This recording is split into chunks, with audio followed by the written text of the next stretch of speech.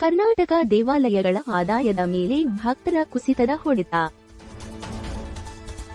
2024-2025ರಲ್ಲಿ ಕುಕ್ಕೆ ಶ್ರೀ ಸುಬ್ರಹ್ಮಣ್ಯ ದೇವಸ್ಥಾನಕ್ಕೆ ಭೇಟಿ ನೀಡುವವರ ಸಂಖ್ಯೆ 1.3 ಕೋಟಿಯಿಂದ 1.1 ಕೋಟಿಗೆ ಇಳಿದಿದೆ.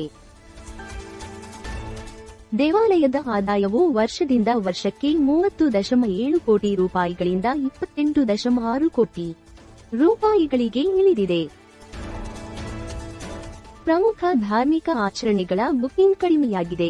ಸರ್ಪ ಸಂಸ್ಕಾರ 3% ಮತ್ತು ಆಶ್ಲೇಷ ಬಲಿ 16% ಹೆಚ್ಚಾಗಿದೆ. 2023-2024ರ ಗರಿಷ್ಠ ಮಟ್ಟವು ಶಕ್ತಿ ಯೋಜನೆಗೆ ಕಾರಣವಾಗಿದೆ.